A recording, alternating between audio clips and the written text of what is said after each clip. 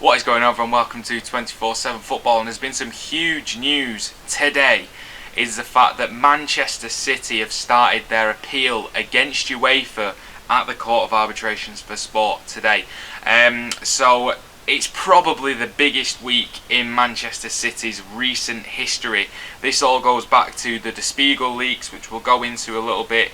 Man City are accused of inflating sponsorship revenue in order to get past financial fair play rules within Europe. So basically, what this means is that if there was a sponsorship between 2012 to 2016, it is alleged that Manchester City inflated the value of that sponsorship. So say it was Etihad. Etihad only paid, I don't know what it was, 10 million of maybe it was a 50 million pound deal.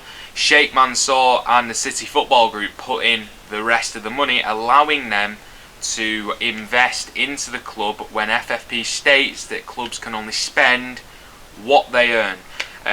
So it's a huge breach potentially of FFP, which was designed according to UEFA to stop clubs spending over the means, and every club that takes part in European competitions has to adhere to that. The Premier League and the Championship and other leagues have various versions of FFP for themselves. So this happened between 2012 and 2016.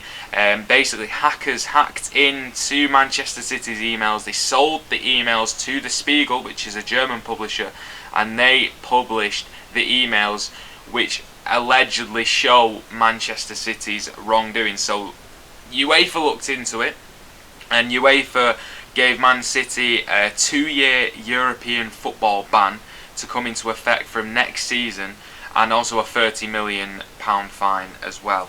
So the fine, not really a problem for Man City, but in terms of taking part in Europe's elite competition, the Champions League, that's something that they've done for the past 9 seasons. They still haven't won the Champions League, and it really is a factor in bringing in players. So it's a huge blow in terms of recruitment to Man City, and should they lose this appeal, which we'll get onto, you can see stars such as Kevin De Bruyne, who has vocally said that he will have to assess his options should this ban be upheld. There'll also be huge question marks over the future of Pep Guardiola, and as we all know, if you want to be successful, having Pep Guardiola as manager is hugely beneficial to that. So big problems ahead for Man City. So UEFA said that they launched their own investigation. It came out in February that they were giving them the 2-year ban. City hit straight back with a statement saying they're disappointed, but they weren't surprised, and calling it a case by UEFA for UEFA and judged on by UEFA. And they feel that if they go to an independent inquiry, which is CAS for this particular one, then they will be cleared of any wrongdoing. They maintain that they've done nothing wrong, very bullish about it as well.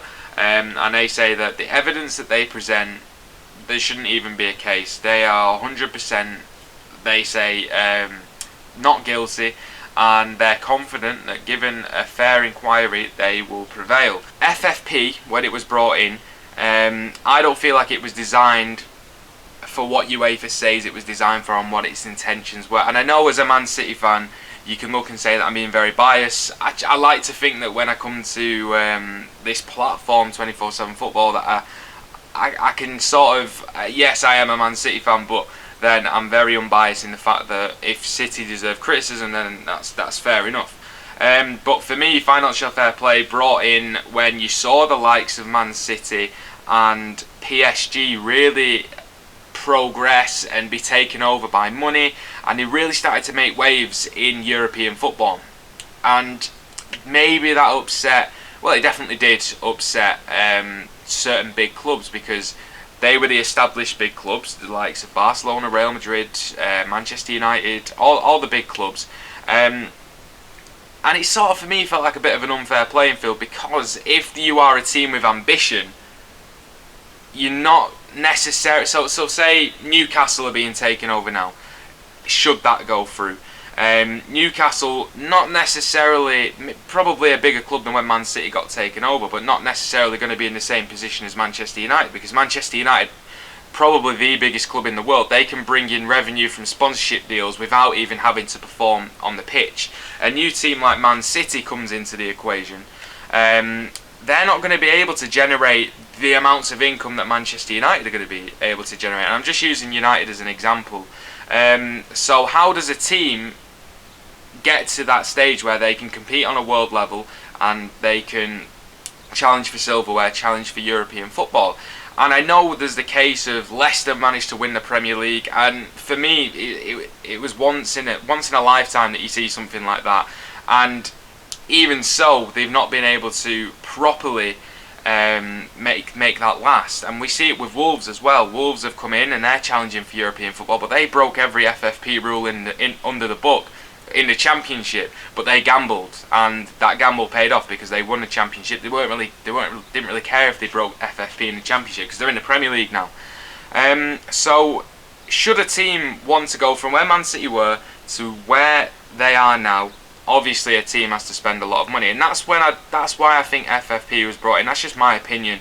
I don't really agree with FFP because it stops those smaller clubs being able to have a chance, being able to, you know, get into the party, being able to give their fans something to shout about. So as much as I don't like the rules, they are the rules, and if Man City have broken the rules, then they deserve a 2-year punishment, and they deserve everything that they get, because as much as maybe me and other people don't like the rules of the clubs as well, we have to follow them. That is the nature of the game, and that is football. So that's where I stand on it. Should Man City get this 2-year ban? We'll talk about the actual appeal, which has started today. So should Man City get a 2-year ban? I think in terms of player recruitment, it's going to be quite a big loss. A lot of players love to play in the Champions League. It's the big lure of European football, and it's probably the biggest stage in club football. So on that sense, I think in terms of recruitment, keeping hold of key assets like Raheem Sterling, Kevin De Bruyne, Pep Guardiola, it's going to be a bit more difficult. Other than that, I don't see it affecting City too much. I think they've got into a place now where they are self-sufficient, and you see that they're not just owned by Sheikh Mansour and the City Football Group, they're also owned by a Chinese-led consortium and Silver Lake as well. So they've got huge amounts of investment in that ownership model, and they also bring in huge amounts of revenue. Yes, the European football revenue will dip because they won't be in the competition, but I think the club will more than survive and continue to compete within English football should the appeal get denied. So moving into the appeal, it's happening today for the next 3 days. We're not expecting the results of the appeal until the summer. It's being held via a video link with the Court of Arbitration for Sport. There's 3 lawyers judging on it, and it's really now or never for City. Should they fail to win this, I think they just have to accept it and move on. If UEFA lose this case, there's a lot of people that say that FFP will be flawed after that, and how do they carry on? There's a lot of senior figures. I think Tabas of La Liga is the main one, when he's not happy with the likes of Man City and PSG, who have spent their way to success. Maybe not spent their way to success, but you know, they wouldn't be where they are without that financial injection. So City are appealing. They have gone to CAS. It happens today, and should they lose as well, they won't be able to take part in the European football for the next 2 seasons, including the Super Cup, should Man City win the Champions League this season. Well, City's main argument in this, so they've brought in two big lawyers in David Panic, who also represented Boris Johnson and the government in the EU law debacle last year, you may remember. So they've brought in what is probably some of the best lawyers in the world, and you know City are going to have that financial capability to do so. And so are UEFA, so it's going to be interesting. What we see with City's main case is that the information was obtained, as they say, illegally, which it was if it was hacked from their systems, and they say the allegations are simply not true. Out of context, stolen emails. As we know, the case is being held over the next 3 days. It's a huge deal for football within Europe and elsewhere. And it's huge for Manchester City's future, FFP's future, and the future of UEFA as well. So all parties really need a win, and I don't know which way it's going to go. I'd like to think, as a City fan, that City have been telling us the truth and they've done no wrongdoing and they will get over the line and clear their names. But clearly there is a case to be answered, so it'll be interesting to see what happens. We're expecting the results in the summer. Ideally, they think before this Champions League mini tournament as well, which is taking place in the summer. So hopefully we'll get the results quite soon. And who knows what is going to happen, but it is a really big landmark in the case of FFP. So in the comments below, let me know what you think of FFP.